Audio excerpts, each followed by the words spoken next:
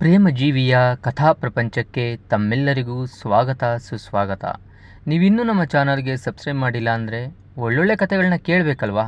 ಹಾಗಾದರೆ ಬೇಗನೆ ಸಬ್ಸ್ಕ್ರೈಬ್ ಮಾಡಿಬಿಡ್ರಿ. ನಿಮ್ಮ ಸ್ನೇಹಿತರಿಗೂ ಹಂಚಿ, ನಿಮ್ಮದೇ ಕಥೆಗಳಿದ್ರೂ ಕೂಡ ಕಳಿಸಿ, ಎಲ್ಲನೂ ಕೂಡ ನಾವು ನಿಮಗೆ ಹೇಳ್ತೀವಿ. ಅಂದ ಹಾಗೆ ಇವತ್ತಿನ ಕತೆ ವಿಚಾರಕ್ಕೆ ಬರೋಣ. ಇವತ್ತಿನ ಕಥೆಯ ಹೆಸರು ಅವಳೇ ಬೇಕು. ಇದನ್ನು ಪ್ರೇಮ ಕಥೆ ಅಂತಾನೂ ಅನ್ಬಹುದು, ಅಪ್ಪ ಅಮ್ಮನ ಮೇಲಿನ ಗೌರವದ ಕಥೆ ಅಂತಾನೂ ಕೂಡ ಹೇಳಬಹುದು. ಅದು ಹೇಗೆ ಕೇಳೋಣ ಬನ್ನಿ. ಮಗನೇ, ಬೇಗ ಎದ್ದೇಳಪ್ಪ, ಹುಡುಗಿ ನೋಡೋಕೆ ಹೋಗಬೇಕು, ಎಷ್ಟೊತ್ತಾಯಿತು? ಆಗಿನ್ನೂ ಸಾಫ್ಟ್ವೇರ್ ಕೆಲಸಕ್ಕೆ ಸೇರಿದ್ದಂತಹ ಮಗನನ್ನು ಎಬ್ಬಿಸುತ್ತಾ ಇದ್ದರು ತಾಯಿ ಮಾನಂದಿ. ಮಗನಿಗೆ ತಾನು ದೊಡ್ಡವನಾಗಿದ್ದೀನಿ ಅನ್ನೋ ಭಾವನೆಗಿಂತ ಅಮ್ಮ ಹೀಗೆ ತನ್ನನ್ನು ಎಬ್ಬಿಸೋದು ಅಂದರೆ ಏನೋ ಒಂಥರ ಖುಷಿ. ಬೇಕಂತಾನೆ ರಗ್ಗನ್ನು ತಲೆಯವರೆಗೂ ಒದ್ಕೊಂಡು ಹಾಗೆಯೇ ಮಲಗಿಬಿಡ್ತಾ ಇದ್ದ. ಆ ರಗ್ಗನ್ನು ಕೆಳಗಿಳಿಸಿ ಎದ್ದೇಳು ಮಗನೇ ಅಂತ ಎಬ್ಬಿಸಿ ಅವರು ಆತನಿಗೆ ಹಲ್ಲುಜ್ಜೋದಕ್ಕೆ ಹೇಳಿ ಕಾಫಿ ತಂದು ಕೊಟ್ಟಾಗ ಆ ಒಂದು ಖುಷಿ ಇರ್ತಾ ಇತ್ತಲ್ಲ, ಚಿನ್ಮಯನಿಗೆ ಇನ್ಯಾವುದೂ ಬೇಕಿರಲಿಲ್ಲ. ಇದನ್ನೆಲ್ಲ ನೋಡ್ತಾ ಇದ್ದಂತಹ ಮಹಾದೇವ್ ಅಂದರೆ ಮಾನಂದಿಯ ಗಂಡ ತುಂಬಾ ಖುಷಿಯಾಗ್ತಾ ಇದ್ದ. ಇವತ್ತು ಅವರಿಗೆ ಬಹಳ ವಿಶೇಷವಾದ ದಿನ. ಮಗನಿಗೆ ಹುಡುಗಿನ ನೋಡೋಕೆ ಹೋಗ್ತಾ ಇದ್ರು. ಅದು ಮೊದಲನೇ ಹುಡುಗಿ. ಇಲ್ಲಿಯವರೆಗೆ ಅಪ್ಪ ಅಮ್ಮನನ್ನು ಅದೆಷ್ಟು ಹಚ್ಕೊಂಡಿದ್ದ ಅಂದರೆ ಅವರ ಯಾವ ಮಾತನ್ನು ಅವನು ತೆಗೆದಾಕ್ತಾ ಇರಲಿಲ್ಲ. ಹುಡುಗಿ ಹುಡುಕಿದ್ದು ಅಷ್ಟೇ, ಅವ್ರು ಯಾವ ಹುಡುಗಿನ ಹೇಳಿದ್ರೋ ಆ ಹುಡುಗಿನ ಒಪ್ಕೊಂಡಿದ್ದ. ಇಲ್ಲೊಂದು ಟ್ವಿಸ್ಟ್ ಇತ್ತು, ಅದು ಅಪ್ಪ ಅಮ್ಮನಿಗೂ ಕೂಡ ಗೊತ್ತಿರಲಿಲ್ಲ. ಹೌದು, ಚಿನ್ಮಯ್ ಅಪ್ಪ ಅಮ್ಮನ ಮುದ್ದಿನ ಮಗ.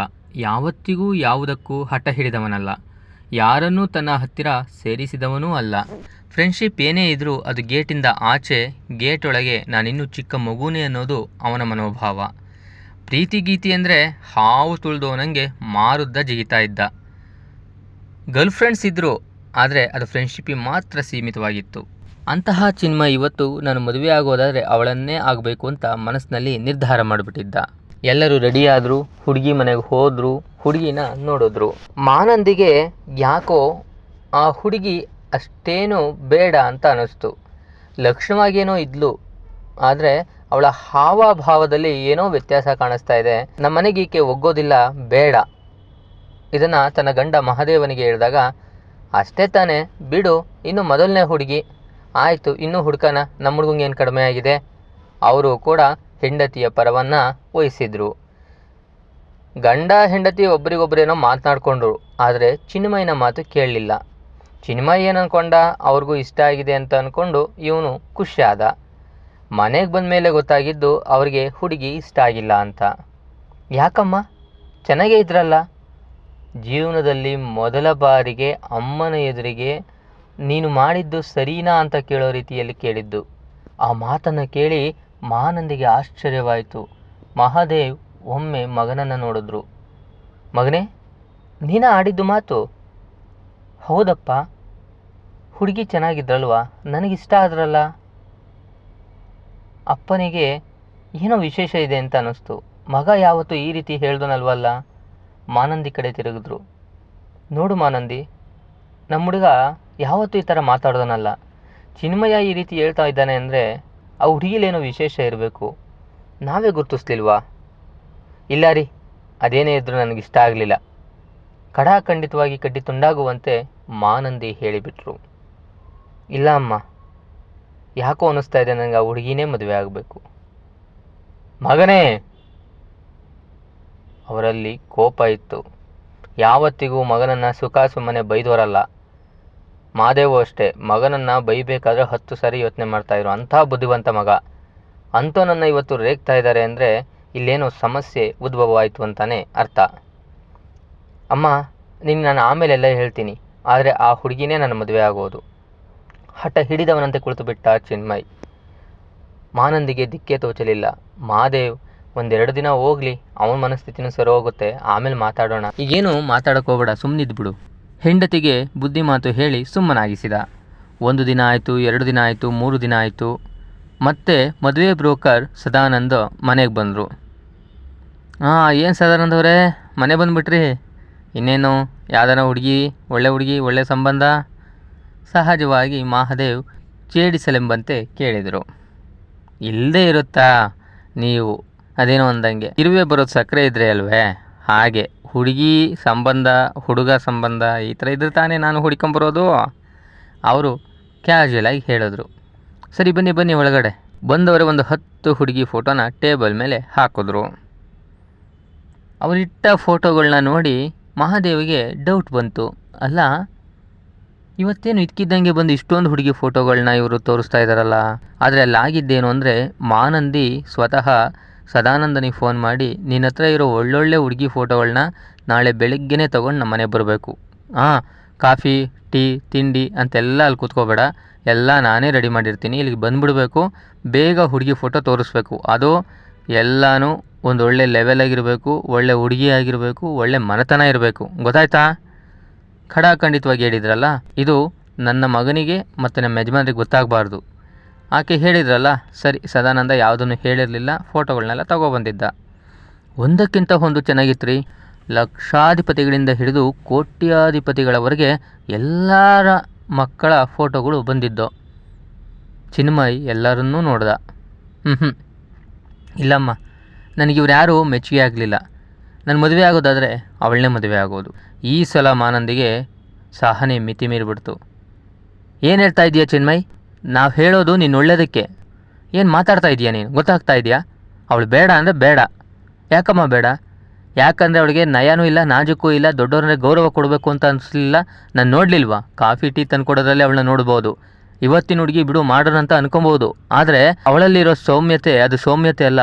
ಅವಳೊಳಗಡೆ ಬೇರೆ ರೂಪ ಇರುತ್ತೆ. ಅದೇನೋ ಅಂತಾರಲ್ಲ, ಗೋಮುಖ ವ್ಯಾಘ್ರ ಅಂತ. ಆ ರೀತಿ ಅವಳು. ನನಗೆ ಗೊತ್ತಿಲ್ವಾ ಬುದ್ಧಿ? ನಿನಗೆ ಹೇಗಮ್ಮ ಗೊತ್ತಾಯಿತು? ಅಂದರೆ ಅಪ್ಪ ನಿಮ್ಮನ್ನು ನೋಡೋಕ್ಕೆ ಬಂದಾಗೂ ನೀವು ಹೀಗೆ ಆಡಿದ್ರಾ? ಮಾನಂದಿಗೆ ಏನೂ ಮಾತನಾಡೋಕ್ಕಾಗಲಿಲ್ಲ. ದಿಕ್ಕೇ ತೋಚದಂತಾಯಿತು. ಗಂಡನ ಮುಖವನ್ನು ನೋಡಿದ್ಲು. ಅವಳ ಮುಖದಲ್ಲಿನ ಕೋಪ ಕಂಡು, ಆವೇಶ ಕಂಡು ಮತ್ತು ಮಗನ ಮೇಲೆ ಮೊದಲ ಬಾರಿ ಮುನ್ಸ್ಕೊಂಡಂತಹ ರೀತಿಯನ್ನು ಕಂಡು ಮಹಾದೇವನೇ ಹೆದರಿ ಹೋದ. ಮಾನಂದಿ, ಸಮಾಧಾನ. ಏನಾಯ್ತು ಈಗ? ಅವನಿನ್ನೂ ಮಗು. ಅವನ ಮೇಲೆ ನಿನ್ನ ಪ್ರತಾಪ ತೋರಿಸಿದ್ರೆ ಹೇಗೆ? ಆಯಿತು, ಮಾತಾಡೋಣ. ಮಗನೇ, ಅದಲ್ಲಪ್ಪ, ಅಮ್ಮ ಹೇಳೋದ್ರಲ್ಲೂ ಅರ್ಥ ಇದೆ. ಅಪ್ಪ, ಅಮ್ಮ ಹೇಳೋದ್ರಲ್ಲಿ ಅರ್ಥ ಇಲ್ಲ. ಅಮ್ಮನ ಮಾತು ಸತ್ಯ ಅಲ್ಲ.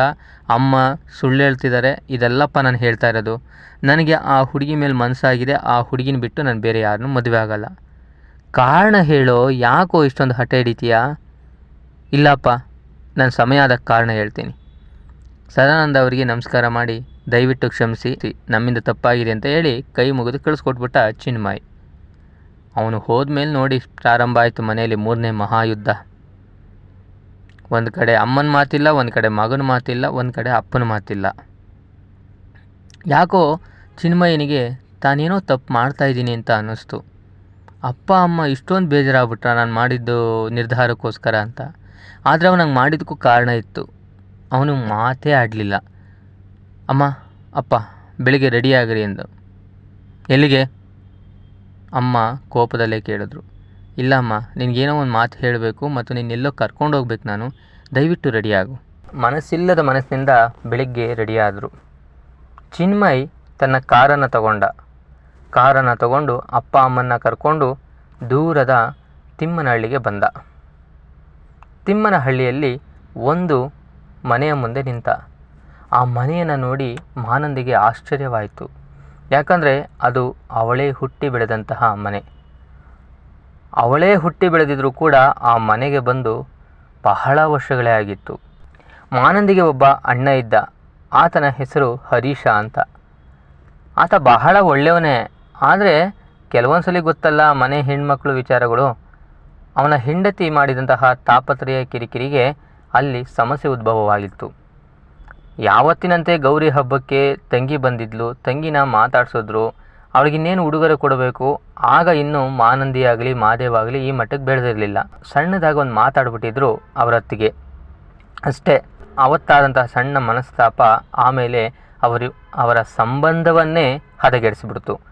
ಎಷ್ಟೋ ಸಾರಿ ಬಂದ ಹರೀಶ್, ಸಾರಿ ಕೇಳ್ದ, ಮನೆಗೆ ಬಾ ಅಂತ ಅಂದ. ಮಾನಂದಿ ಮನಸ್ಸು ಮಾತ್ರ ಬದಲಾಗಲಿಲ್ಲ. ಅಣ್ಣ, ನಾನು ಇವತ್ತಿಗೆ ಏನೂ ಇಲ್ಲದೆ ಇರಬಹುದು, ಆದರೆ ಮುಂದೊಂದು ದಿನ ನಾನು ಈ ಮಟ್ಟದಲ್ಲಿರಲ್ಲ. ನಾನು ಜೀವನದಲ್ಲಿ ನಿಮ್ಮನೆ ಮೆಟ್ಲು ಕೂಡ ತುಳಿಯಲ್ಲ, ಹೀಗೆ ಹೇಳಿದ್ಲು. ಅವನು 10 ಕಣ್ಣೀರಾಗಿದ್ದ. ನಿಮ್ಮ ಅತಿಗೇನಾದ್ನಿ ಜಗಳದಲ್ಲಿ ನಾನು ಬಡವಾಗ್ತಾ ಇದ್ದೀನಿ ಅಂತ ಅವನು ಕೂಡ ಮನಸ್ಸಿಗೆ ಬಂದಂತೆ ಬೈದ್ಬಿಟ್ಟು ಹೊರಟ್ಬಿಟ್ಟಿದ್ದ. ಆ ನೋವು ಅವನಲ್ಲಿತ್ತು. ಎಷ್ಟೋ ಸರಿ ಫೋನ್ ಮಾಡ್ದ, ಇವಳು ರಿಸೀವ್ ಮಾಡ್ತಲೇ ಇರಲಿಲ್ಲ. ಕೊನೆಗೆ ಅವಳ ನಂಬರ್ನೇ ಬ್ಲ್ಯಾಕ್ ಮಾಡಿಬಿಟ್ಲು. ಸರಿ, ಅವತ್ತಿಗೆ ಮುರಿದು ಬಿದ್ದಂತಹ ಸಂಬಂಧ ಇಲ್ಲಿವರೆಗೂ ಸುಧಾರಿಸಿರಲಿಲ್ಲ.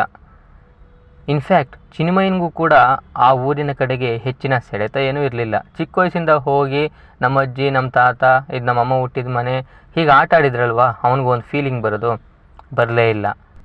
ಅವನಿಗೆ ತನ್ನೂರು ಯಾವುದು ಅಂದರೆ ತಿಮ್ಮನಹಳ್ಳಿ ಅಂತಿರಲಿಲ್ಲ, ಬೆಂಗಳೂರು ಅಂತ ಇದ್ದ. ಆ ಮಟ್ಟಿಗೆ ಅವರು ಬದಲಾಗಿ ಹೋಗಿದ್ದರು. ಆದರೆ ಈಗ 1 ತಿಂಗಳ ಹಿಂದೆ ಅವರ ಆಫೀಸ್ಗೆ ಹರೀಶ ಹುಡುಕ ಬಂದಿದ್ದ. ಅವನಿಗೆ ಗೊತ್ತಿತ್ತು ಚಿನ್ಮಯ್ ಈಗ ಬೆಳೆದು ದೊಡ್ಡವನಾಗಿದ್ದಾನೆ, ಒಂದೊಳ್ಳೆ ಕೆಲಸಕ್ಕೆ ಹೋಗ್ತಾ ಇದ್ದಾನೆ. ಹೀಗಾಗಿ ಅಡ್ರೆಸ್ಸನ್ನೆಲ್ಲ ಹುಡುಕಿ ಬಂದು ಇವನನ್ನು ಭೇಟಿ ಮಾಡಿದಾಗ ಇವನು ಸಹಜವಾಗಿ ಕೇಳಿದ್ದು ಯಾರು ನೀವು ಅಂತಾನೆ. ಅವರಿಗೆ ಎಷ್ಟು ಬೇಜಾರಾಗಿತ್ತು ಅಂದರೆ ತನ್ನ ಸಂಬಂಧದಲ್ಲಿದ್ದ ಮಗ ತನ್ನನ್ನು ಯಾರು ಅಂತ ಕೇಳ್ಬಿಟ್ನಲ್ಲ. ಆದರೆ ಪರಿಸ್ಥಿತಿ ಹಾಗಿದೆ, ಅವನನ್ನು ನೋಡೇ ಇಲ್ಲ, ಏನು ಮಾಡೋದಕ್ಕಾಗುತ್ತೆ.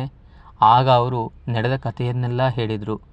ನಾನು ನಿಮ್ಮಮ್ಮನ ಅಣ್ಣನಪ್ಪ, ನನಗೆ ಒಬ್ಬ ಮಗಳಿದ್ದಾಳೆ. ಇವತ್ತು ನೀವೇನೋ ಚೆನ್ನಾಗಿದ್ದೀರಾ, ನೀನು ತುಂಬ ಚೆನ್ನಾಗಿದ್ದೀಯಾ, ದುಡಿತಾ ಇದೀಯಾ, ಮುಂದೆ ಫಾರಿನ್ಗೆ ಹೋಗ್ತೀಯಾ, ಇದೆಲ್ಲದಕ್ಕೂ ನಾನು ನೀನು ಹುಡ್ಕೊ ಬಂದಿಲ್ಲಪ್ಪ. ನೀನು ಕೂಡ ನಿಮ್ಮ ಅಮ್ಮನ ಥರ ನನ್ನ ತಪ್ಪು ತಿಳ್ಕೊಬೇಡ. ನಿಮ್ಮ ಅತ್ತಿಗೆ ಏನೋ ಅವತ್ತು ಕೋಪದಲ್ಲಿ ಏನೋ ಒಂದು ಅಂದ್ಲು, ಅವಮಾನ ಮಾಡಿದ್ಲು. ಆದರೆ ಮಾನಂದಿಗೆ ಅದನ್ನು ಮನಸ್ಸಿಗೆ ಹಚ್ಕೋಬೇಡ ಅಂತ ಹೇಳಿಬಿಡಪ್ಪ. ಆಮೇಲೆ ನಾನು ಎಷ್ಟು ನೊಂದಿದ್ದೀನಿ ಅಂತ ನನಗೆ ಗೊತ್ತು. ನನಗಿರೋದು ಒಬ್ಬಳೇ ತಂಗಿ ಮಾನಂದಿ. ಅವಳನ್ನು ಮನೆ ಕರ್ಸೋಕ್ಕಾಗ್ತಾ ಇಲ್ಲ, ಗೌರಿ ಹಬ್ಬಕ್ಕೊಂದು ಬಾಗಿನ ಕೊಡೋಕ್ಕಾಗ್ತಾ ಇಲ್ಲ, ಅವಳನ್ನು ಪ್ರೀತಿಯಿಂದ ನೋಡೋಕ್ಕಾಗ್ತಾ ಇಲ್ಲ. ಎಷ್ಟು ಒಳೊಳಗೆ ಹತ್ತಿದ್ದೀನಿ ನನಗೆ ಗೊತ್ತಪ್ಪ. ನನ್ನ ಹೆಂಡತಿ ಇರೋವರೆಗೂ ಅದನ್ನೆಲ್ಲ ನಾನು ನೇರವಾಗಿ ಹೇಳೋದಕ್ಕೂ ಆಗ್ತಾ ಇರಲಿಲ್ಲ. ಅವಳು ನನ್ನನ್ನು ನನ್ನ ತಂಗಿ ಹತ್ರ ಮಾತನಾಡೋದಕ್ಕೆ ಬಿಡ್ತಾ ಇರಲಿಲ್ಲಪ್ಪ. ಆದರೆ ಈಗ ಅವಳಿಲ್ಲ. ಅವಳು 3 ವರ್ಷದಿಂದ ಯಾವುದೋ ಕಾಯಿಲೆ ಬಂದು ಸತ್ತೋದ್ಲಪ್ಪ. ಸತ್ತೋಗ್ಬೇಕಾದ್ರೆ ಅವಳಿಗೆ ಪಶ್ಚಾತ್ತಾಪ ಕಾಡ್ತು. ಇಲ್ಲ ರೀ, ನಾನು ತಪ್ಪು ಮಾಡಿದೆ, ನಿಮ್ಮ ತಂಗಿ ನಿಮ್ಮಿಂದ ದೂರ ಮಾಡಬಾರ್ದಾಗಿತ್ತು, ನನ್ನ ಸ್ವಾರ್ಥಕ್ಕೋಸ್ಕರ ನಿಮ್ಮ ತಂಗಿನ ದೂರ ಮಾಡಿದೆ, ದಯವಿಟ್ಟು ಕ್ಷಮಿಸ್ಬಿಡಿ ಅಂತ ನನ್ನ ಕಾಲು ಹಿಡ್ಕೊಂಡ್ಳು. ನಾನು ಹೇಳಿದೆ, ನೀನು ನನ್ನ ಕಾಲು ಹಿಡ್ಕೊಂಡ್ರೆ ಏನು ಬಂತು, ಮಾನಂದಿಗೆ ನೀನು ಕಾಲು ಹಿಡ್ಕೋಬೇಕು. ಮಾನಂದಿನ ಮತ್ತೆ ಭೇಟಿ ಮಾಡೋದಕ್ಕೆ ಪ್ರಯತ್ನ ಪಟ್ಟೆ. ಅವಳ ಭೇಟಿ ಯಾವುದೇ ಕಾರಣಕ್ಕೂ ಸಾಧ್ಯವಾಗಲಿಲ್ಲ. ನಿನ್ನ ಆಫೀಸು ಕೂಡ ನನಗೆ ಗೊತ್ತಿರಲಿಲ್ಲಪ್ಪ. ನಮ್ಮೂರಿಗೆ ಇದೇ ಬೆಂಗಳೂರಿನಲ್ಲಿದ್ದ ಒಬ್ಬ ಹುಡುಗ ಬಂದಿದ್ದ, ಅವನೇನೋ ನಿನ್ನ ಫ್ರೆಂಡ್ ಅಂತೆ, ಸಂದೇಶ್. ಆತ ಮಾತಾಡ್ತಾ ನೀನು, ನಿಮ್ಮಮ್ಮ, ನಿಮ್ಮಪ್ಪ ಎಲ್ಲರ ಬಗ್ಗೆನೂ ಹೇಳಿದ್ರು. ನನಗೆಷ್ಟು ಖುಷಿ ಆಯಿತು ಅಂದರೆ ಹಾಲು ಕೊಡ್ದಷ್ಟು ಆನಂದ ಆಯ್ತಪ್ಪ. ಅವ್ರ ಮನೆಯವರು ನಿನ್ನ ಬಗ್ಗೆ ಹೇಳಿದ್ದು ನೋಡಿ ಆ ಸಂದೇಶನ ಹತ್ರ ನಿನ್ನ ಆಫೀಸ್ ನಂಬರ್ನ ತೊಗೊಂಡೆ. ಮೊದಲು ನಿಮ್ಮ ತಾಯಿ ನಂಬರ್ ತೊಗೊಂಡು ಫೋನ್ ಮಾಡಿದೆ. ಆಕೆ ಯಾಕೋ ಗೊತ್ತಿಲ್ಲ, ರಿಸೀವೇ ಮಾಡಲಿಲ್ಲ. 10 ಸಾರಿ ಫೋನ್ ಮಾಡಿದ್ರು ರಿಸೀವ್ ಮಾಡಲಿಲ್ಲ. ಕೊನೆಗೆ ನಿಮ್ಮ ಅಪ್ಪನಿಗೆ ಫೋನ್ ಮಾಡಿದೆ, ಅವ್ರದ್ದು ನಾಟ್ ರೀಚಬಲ್ ಆಗಿತ್ತು. ಯಾಕೋ ನಿಮ್ಮ ಅಪ್ಪನ ಹತ್ರ ಮಾತಾಡೋದಕ್ಕಿಂತ ಈ ವಿಚಾರದಲ್ಲಿ ನಿನ್ನ ಹತ್ರ ಮಾತನಾಡಿದ್ರೆ ಒಳ್ಳೆಯದು ಅಂತ ಅನ್ನಿಸ್ತು, ಬಂದೆ. ನನ್ನ ಮಗಳು ಅವಳ ತಾಯಿ ಹಾಗಲ್ಲಪ್ಪ, ಭಾಳ ಒಳ್ಳೆಯವಳು. ಅವಳನ್ನ ದಯವಿಟ್ಟು ಮದುವೆ ಆಗಪ್ಪ. ನನ್ನ ಸಂಬಂಧವನ್ನು ಉಳಿಸು. ನನ್ನ ತಂಗಿಯ ಸಂಬಂಧ ನನಗೆ ಬೇಕಪ್ಪ. ಅವಳನ್ನು ನನ್ನಿಂದ ದೂರ ಮಾಡಬೇಡ. ನೀನೊಬ್ಬನೇ ನನಗಿರೋ ಮಾರ್ಗ. ಕಣ್ಣೀರಕ್ಕೆ ಕೈ ಹಿಡಿದು ಕಾಲು ಹಿಡ್ಕೊಂಡಿದ್ರು. ಬಿಡಿ ಮವ, ಬಿಡಿ. ಏನು ನೀವು ದೊಡ್ಡವರು, ಹೀಗೆಲ್ಲ ಮಾಡಬಾರ್ದು, ಬಿಡಿ. ಸರಿ, ನಿಮ್ಮ ಮಗಳ ಫೋಟೋ ಕೊಡಿ ನೋಡೋಣ. ಮಗಳ ಫೋಟೋ ಕೊಡಿ ನೋಡೋಣ ಅಂತ ಹೇಳಿದ್ದ ಚಿನ್ಮಯ ಆ ಫೋಟೋವನ್ನು ಸದಾನಂದನಿಗೆ ಕಳಿಸಿ ಸದಾನಂದನಿಂದ ಮಾನಂದಿಗೆ ಬರೋ ಹಾಗೆ ಮಾಡಿದ್ದ. ಅವೆಲ್ಲವೂ ಕೂಡ ಸರಿ ಹೋಗಿತ್ತು. ಆದರೆ ಕೊನೆ ಕ್ಷಣದಲ್ಲಿ ಮಾನಂದಿಗೆ ಅದ್ಯಾಕೋ ಗೊತ್ತಿಲ್ಲ, ಆ ಹುಡುಗಿಯನ್ನು ನೋಡಿದ ತಕ್ಷಣ ತನ್ನ ಅತ್ತಿಗೆ ನೆನಪಾಗಿತ್ತು. ಅದೇನೋ ಅಂತಾರಲ್ಲ, ಅಮ್ಮನ ಮುಖಲಕ್ಷಣ ಮಕ್ಕಳಿಗೂ ಬರಬಹುದು. ಆ ಮುಖಲಕ್ಷಣವನ್ನು ನೋಡ್ತಾ ಇದ್ದಾಗೆ ಇದ್ದಕ್ಕಿದ್ದಂಗೆ ಅವಳಿಗೆ ತನ್ನ ಅತ್ತಿಗೆ ನೆನಪಾಗಿತ್ತು. ಅತ್ತಿಗೆ ನೆನಪಾಗಿದ್ದೆ ಆ ಹುಡುಗಿ ಬೇಡವೇ ಬೇಡ ಅಂತ ಹಠ ಹಿಡಿದ್ಬಿಟ್ಟಿದ್ಲು. ಅದಕ್ಕೆ ಕಾರಣ ಕೊಟ್ಟಿದ್ದು ಆ ಹುಡುಗಿ ನಯ ಸರಿ ಇಲ್ಲ, ನಾಜುಕ್ ಸರಿ ಇಲ್ಲ, ಆ ಹುಡುಗಿನೇ ಸರಿ ಇಲ್ಲ ಅನ್ನೋ ಮಾತನ್ನು. ಆದರೆ ಅವಳ ಮನಸ್ಸಲ್ಲಿದ್ದಿದ್ದು, ಇದು ಯಾಕೋ ನನಗೆ ಸರಿ ಬರ್ತಾ ಇಲ್ಲ, ಅವಳನ್ನ ನೋಡಿದ್ರೆ ನನ್ನ ಮತ್ತಿಗೆಯನ್ನು ನೋಡ್ದಂಗೆ ಆಗುತ್ತೆ, ಮತ್ತೆ ನನಗೆ ಹಳೆ ನೆನಪುಗಳು ಕೆದಕ್ತವೆ ಅನ್ನೋ ಮಾತು. ಸರಿ, ತಿಮ್ಮನಹಳ್ಳಿಯ ಮನೆ ಮುಂದೆ ಬಂದು ನಿಂತಾಗ ಅವಳಿಗೆ ಹಿಂದಿನದೆಲ್ಲ ನೆನಪಾಗಿತ್ತು. ಹೇ, ಇಲ್ಯಾಕೋ ತಂದು ನಿಲ್ಲಿಸಿದೆ? ಇದ್ದಕ್ಕಿದ್ದಂತೆ ಗಾಬರಿಯಾದವಳಂತೆ ಕೇಳಿದಳು. ಇಲ್ಲಮ್ಮ, ವಿಷಯ ಇದೆ, ಬಾ ಒಳಗಡೆ. ನಾನು ಬರೋದಿಲ್ಲ, ಈ ಮನೆಗೆ ನಾನು ಬರೋದಿಲ್ಲ ಅಂತ 25 ವರ್ಷದ ಹಿಂದೆನೇ ಹೇಳಿದ್ದೀನಿ. ಇವತ್ತಿಗೂ ಕೂಡ ನಾನು ಬಂದಿಲ್ಲ, ಇನ್ನು ಬರೋದು ಇಲ್ಲ. ಇಲ್ಲಿಗೆ ಯಾಕೆ ನಾನು ಕರ್ಕೊಬಂದೆ? ನೀನು ಯಾರು ಇಲ್ಲಿಗೆ ಕರ್ಕೊಂಬರೋಕ್ಕೆ ಕೇಳಿದ್ದು? ಇದು ನಮ್ಮೂರು ಅನ್ನೋದು ನಿನಗೆ ಯಾರು ಹೇಳಿದ್ದು? ಅವನು ನಕ್ಕು ಸುಮ್ಮನಾಗಿದ್ದ. ಆಗ ಹರೀಶ ಮನೆ ಒಳಗಿಂದ ಓಡೋಡಿ ಬಂದಿದ್ದ. ಹರೀಶನನ್ನು ನೋಡಿದವಳೆ ಮಾನಂದಿ ಕೋಪದಿಂದ ಬುಸುಗುಟ್ಟೋದಕ್ಕೆ ಪ್ರಾರಂಭ ಮಾಡಿದ್ಲು. ಇವನ್ನ ಭೇಟಿ ಮಾಡ್ಸೋಕೆ ನೀನು ಕರ್ಕೊಬಂದಿದ್ದು? ಇವನು ಶುದ್ಧ ತಲೆಹರಟೆ, ನನ್ನ ಅಣ್ಣ ಅಲ್ಲ. ನನ್ನ ಅಣ್ಣ ಅಂತ ಹೇಳ್ಕೊಳ್ಳೋದಕ್ಕೆ ನಾಚಿಕೆ ಆಗುತ್ತೆ. ಹೆಂಡತಿ ಮಾತನ್ನು ಕೇಳಿಕೊಂಡು ತಂಗಿನೇ ದೂರ ಮಾಡಿದವನು ನಾಲಾಯಕ ಇವನು. ಇವನ ಹತ್ರ ಯಾಕೋ ನನ್ನ ಕರ್ಕೊಬಂದೆ? ಕಾರಲ್ಲೇ ವರಾತ ತೆಗೆದಿದ್ದಳು ಮಾನಂದಿ. ಮಹಾದೇವನಿಗೂ ಸ್ವಲ್ಪ ಕಸಿವಿಸಿ ಆಯಿತು. ಮಗ ಏನಾದರೂ ತಪ್ಪು ಮಾಡಿಬಿಟ್ನಾ? ಮಗನತ್ತ ನೋಡ್ದ. ಆದರೆ ಹರೀಶ ಕಾರಿನ ಬಳಿ ಬಂದವನೇ ಮಾನಂದಿಯನ್ನು ಮಾತನಾಡಿಸೋದಕ್ಕೆ ಶುರು ಮಾಡ್ದ. ಏನೇ ಆದರೂ ಏನೇ ಮಾತಾಡಿದ್ರು ಅವಳು ಮಾತನಾಡಲಿಲ್ಲ. ಕೊನೆಗೆ ಕಣ್ಣೀರು ಹಾಕ್ದ. ಇಲ್ಲಮ್ಮ, ನನ್ನನ್ನು ಕ್ಷಮಿಸಮ್ಮ. ನಿನ್ನ ಅಣ್ಣ ಬಹಳ ನೊಂದಿದಂತಾಯಿ. ನೊಂದು ನೊಂದು ನಾನು ಸಾಯೋ ದಿನಗಳನ್ನ ಎಣಿಸ್ತಾ ಇದ್ದೀನಿ. ದಯವಿಟ್ಟು ನನ್ನನ್ನು ಕ್ಷಮಿಸು ಅಂತ ಹೇಳಿ ಅವಳ ಕಾಲಿಗೆ ಬೀಳೋದಕ್ಕೆ ಹೋದ. ಆದರೆ ಅವಳು ಕಾರಿನಿಂದನೇ ಇಳಿಲಿಲ್ಲ. ಸುಮಾರು 1 ಗಂಟೆಗಳ ಕಾಲ ಈ ಒಂದು ಡ್ರಾಮಾ ನಡೀತು. ಆ ಪ್ರಹಸನವನ್ನು ಸುತ್ತಮುತ್ತಲಿನವರೆಲ್ಲರೂ ನೋಡಿದ್ರು. ಅವತ್ತು ಅವಮಾನ ಆಗಿದ್ದು ಮನೆ ಒಳಗಡೆ ಮಾನಂದಿಗೆ, ಆದರೆ ಇವತ್ತು ಊರಿನ ಜನರ ಎದುರು ಹರೀಶನಿಗೆ ಅವಮಾನವಾಗಿತ್ತು. ಆದರೂ ಅವಳ ಹಠ ಬಿಡಲಿಲ್ಲ. ಚಿನ್ಮಯ ಒಂದು ಮಾತನ್ನು ಹೇಳ್ದ. ಅಮ್ಮ, ಇಷ್ಟು ವರ್ಷ ನೀನು ಸಾಧಿಸಿದ್ದೇನಕ್ಕೆ? ನನ್ನ ಅತ್ತಿಗೆ ನನ್ನನ್ನು ಮನೆ ಒಳಗಡೆ ಎಲ್ಲರ ಮುಂದೆ ಅವಮಾನ ಮಾಡಿದ್ಲು ಅಂತ. ಆದರೆ ನೀನೇನಮ್ಮ ಇವತ್ತು ಮಾತನಾಡ್ತಾ ಇರೋದು? ನೀನೇನಮ್ಮ ಮಾಡ್ತಾ ಇರೋದು? ಊರಿನ ಜನ ಎಲ್ಲ ಅಣ್ಣ ತಂಗಿನ ನೋಡ್ತಾ ಇದ್ದಾರೆ. ಅವರು ಅಷ್ಟು ಹೊತ್ತು ಕರೆದು ನಿನ್ನ ಕಾಲಿಡ್ಕೊಳ್ಳೋಕೆ ಬಂದರು, ನಿನ್ನ ಮನಸ್ಸು ಕರಗ್ತಾ ಇಲ್ಲ ಅಂದರೆ ನನಗೆ ಇಷ್ಟು ವರ್ಷ ಊಟ ಹಾಕಿ ಸಾಕಿದ್ದು, ನನ್ನಲ್ಲಿ ಪ್ರೀತಿ, ವಿಶ್ವಾಸ, ನಂಬಿಕೆ ಅಂದ್ರೇನು ಅಂತ ಹೇಳಿಕೊಟ್ಟಿದ್ದು. ನಿನ್ನಲ್ಲೇ ಆ ಒಂದು ಪ್ರೀತಿಯ ಹೊರತು ಇಲ್ಲ ಅಂದಮೇಲೆ ನನಗೆಂಗಮ್ಮ ಹೇಳಿಕೊಟ್ಟೆ ನೀನು? ನಿನ್ನಲ್ಲೇ ನೀನು ಬೇರೆ ಆದರೆ ನನಗೆಂಗಮ್ಮ ನೀನು ಬೇರೆದೇ ರೀತಿಯಲ್ಲಿ ನೀನು ಬದುಕಬೇಕು ಅಂತ ಹೇಳಿಕೊಟ್ಟೆ? ಸಮಾಜದಲ್ಲಿ ನೀನು ಇದೇ ರೀತಿ ಇರಬೇಕು ಅಂತ ಹೇಳಿಕೊಟ್ಟೆ? ಅವನು ಹೇಳಿದಾಗ ಮಾನಂದಿ ಒಂದು ಕ್ಷಣ ಮಗನನ್ನು ನೋಡಿದ್ಲು. ನನ್ನ ಮಗ ಇಷ್ಟೆಲ್ಲ ಮಾತಾಡ್ತಾನ? ಅವನಿಗಿಷ್ಟೆಲ್ಲ ಬರುತ್ತಾ? ಮಗನನ್ನು ನೋಡ್ತಾ ಇದ್ದೊಳ ಕಡೆ ಮಹಾದೇವ್ ಕೂಡ ಮಾತನಾಡ್ದ. ಹೌದು ಮಾನಂದಿ, ಮಗ ಹೇಳ್ತಾ ಇರೋದು ನಿಜ. ಆಗಿದ್ದಾಗೋಗಿದೆ. ಎಷ್ಟು ವರ್ಷ ಆಯಿತು, ಇವತ್ತು ನಿಮ್ಮ ಮತ್ತಿಗೇನೂ ಇಲ್ಲ. ಅಣ್ಣ ಆದವನೇ ಬಂದು ಕಾಲನ್ನು ಹಿಡಿತಾ ಇದ್ದಾನೆ ಅಂದರೆ ಅದು ಅವಕಾಶವಾದಿತನ ಅಲ್ಲಮ್ಮ. ಅವನು ಇಷ್ಟು ವರ್ಷ ಎಷ್ಟು ನೋವು ಪಟ್ಟಿರಬಹುದು ಯೋಚನೆ ಮಾಡು.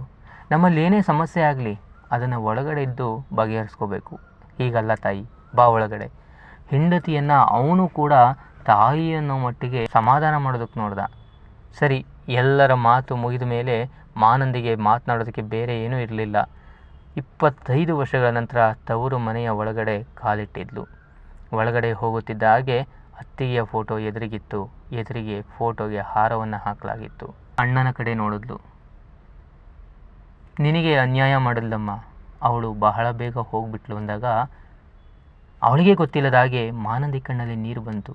ಹೌದಲ್ಲ, ನೀನು ಹೇಳ್ಬೋದಾಗಿತ್ತಲ್ಲ ಅಣ್ಣ ಆವಾಗಲೇ ಫೋನ್ ಮಾಡಿ. ಮೊದಲ ಬಾರಿಗೆ ಅಣ್ಣನ ಹತ್ರ ಮಾತಾಡಿದ್ಲು. ಹೇಗೆ ಹೇಳಮ್ಮ? ಫೋನ್ ಮಾಡಿದೆ, ಯಾರೂ ಫೋನ್ ರಿಸೀವ್ ಮಾಡಲಿಲ್ಲ. ಫೋನ್ ನಂಬರ್ ಬದಲಾಗಿದೆ ಅಂದರು. ಬೆಂಗಳೂರಿಗೆ ಬಂದು ಅಡ್ರೆಸ್ ಹುಡ್ಕೋಣ ಅಂದರೆ ಯಾರೂ ನನಗೆ ಪರಿಚಯ ಇರಲಿಲ್ಲ. ಈಗಲೂ ಕೂಡ ಗೊತ್ತಾಗಿದ್ದು ಅವ್ನ ಫ್ರೆಂಡ್ ಸಂದೇಶನಿಂದ. ಇದು ನನಗೆ ಗೊತ್ತೇ ಆಗ್ತಿರ್ಲಿಲ್ಲ ತಾಯಿ. ಹಾಗಂದಾಗ ಮಾನಂದಿ ಸುಮ್ಮನಾಗಿದ್ಲು. ತಪ್ಪಾಯ್ತಣ್ಣ, ನಿನ್ನನ್ನು ನಾನು ತುಂಬ ತಪ್ಪು ತಿಳ್ಕೊಂಬಿಟ್ಟಿದ್ದೆ, ದಯವಿಟ್ಟು ಕ್ಷಮಿಸು. ಅವಳು ಕೂಡ ಅಣ್ಣನನ್ನು ತಬ್ಬಿಕೊಂಡ್ಳು. ಆಗ ಅಣ್ಣನ ಮಗಳು ಕೋಣೆಯಿಂದ ಹೊರಗಡೆ ಬಂದಳು. ಅವಳನ್ನು ನೋಡಿದವಳೆ ಮಾನಂದಿಗೆ ಆಶ್ಚರ್ಯವಾಯಿತು. ಇವಳಾ? ಮೊನ್ನೆ ನಾವು ನೋಡಿದ್ದು ಇದೇ ಹುಡುಗಿನೇ ಅಲ್ವಾ? ನಾನು ಮದುವೆ ಆಗೋದಾದ್ರೆ ಇವಳನ್ನೇ ಮದುವೆ ಆಗೋದು ಅಂತ ನಮ್ಮ ಚಿನ್ಮಯ್ ಹಠ ಹಿಡ್ದಿರೋದು ಇವಳನ್ನು ನೋಡಿಯೇ ಅಲ್ವಾ? ಗಂಡನ ಕಡೆ ನೋಡಿದ್ಲು. ಹೌದೌದು ಅನ್ನುವಂತೆ ಅವನು ತಲೆ ಆಡಿಸ್ದ. ಚಿನ್ಮಯ್ ಅಂದಾಗ ಅವನು ನಡೆದ ವಿಚಾರಗಳನ್ನೆಲ್ಲ ತಿಳಿಸ್ದ. ಅಮ್ಮ, ನಾನು ಯಾವತ್ತೂ ನಿನಗೆ ಎದುರು ಮಾತಾಡ್ದೋನಲ್ಲ, ಯಾವ ಹುಡುಗಿನೂ ಪ್ರೀತಿಸ್ದೋನಲ್ಲ. ಆದರೆ ಈ ಹುಡುಗಿನ ನೋಡಿದಾಗ ನನಗೂ ಕೂಡ ಪ್ರೀತಿ ಆಯಿತು. ಇಲ್ಲ, ಮದುವೆ ಆಗೋದಾದ್ರೆ ಇವಳನ್ನೇ ಮದುವೆ ಆಗೋಣ ಅಂದ್ಕೊಂಡೆ. ಅದರಲ್ಲೂ ಅವಳು ನಿನ್ನ ಅಣ್ಣನ ಮಗಳು ಅಂತ ಗೊತ್ತಾದ ಮೇಲೆ ಆ ಸಂಬಂಧ ಗಟ್ಟಿಯಾಗಲಿ ಬಿಡು ಅನ್ನಿಸ್ತು. 25 ವರ್ಷ ಬಿಟ್ಟು ಹೋಗಿರೋ ಸಂಬಂಧಕ್ಕೆ ನನ್ನಿಂದ ಮತ್ತೆ ಬೆಸುಗೆ ಆದರೆ ಅದಕ್ಕೆ ಯಾಕೆ ನಾನು ಬೇಡ ಅನ್ನಬಾರ್ದು ಅನ್ನಿಸ್ತು. ಒಪ್ಕೊಂಬಿಟ್ಟೆ. ಆದರೆ ಇದನ್ನು ನಿನಗೆ ಹೇಳಿದರೆ ಅವತ್ತೇ ಬೇಡ ಅಂತ ಖಡಾಖಂಡಿತವಾಗಿ ಕಡ್ಡಿ ತುಂಡಾಗುವಂತೆ ಮಾಡಿ ಆ ಸಂಬಂಧಕ್ಕೆ ಎಳ್ಳುನೀರು ಬಿಟ್ಬಿಡ್ತಾ ಇದ್ದೆ. ಬೇಡ ಅಂತ ನಾನು ಕಾದು ಇವತ್ತು ನಿನ್ನ ಇಲ್ಲಿ ಕರ್ಕೊಬಂದಿದ್ದೀನಿ. ನಿಮ್ಮೆಲ್ಲರ ಸಮ್ಮುಖದಲ್ಲಿ ನಮ್ಮ ಮದುವೆ ಆಗಬೇಕು. ಇದೇ ಅಮ್ಮ ನನಗೆ ಬೇಕಾಗಿರೋದು, ಅವಳೇ ಬೇಕು ಅಂತ ನಾನು ಹಠ ಹಿಡಿದಿದ್ದು ಅದಕ್ಕೆ ಕಣಮ್ಮ ಅಂದಾಗ ಮಾನಂದಿ ಮಗನನ್ನು ನೋಡಿ ಶಭಾಷ್, ಅಮ್ಮನನ್ನೇ ಮೀರಿಸ್ಬಿಟ್ಟೆ ನೀನು ಅನ್ನೋ ಹಾಗೆ ಬೆನ್ನು ತಟ್ಟಿದ್ಲು. ಅವನು ಆ ಹುಡುಗಿಯ ಕಡೆ ನೋಡ್ದ. ಅವಳು ಅವನನ್ನು ನೋಡಿ ನಕ್ಕದ್ಲು. ಮಾನಂದಿ ಅಣ್ಣನನ್ನು ತಬ್ಬಿಕೊಂಡು ತವರಿನ ಆಸೆಯನ್ನು ಅದುಮಿಟ್ಟುಕೊಳ್ತಾ ಇದ್ಲು.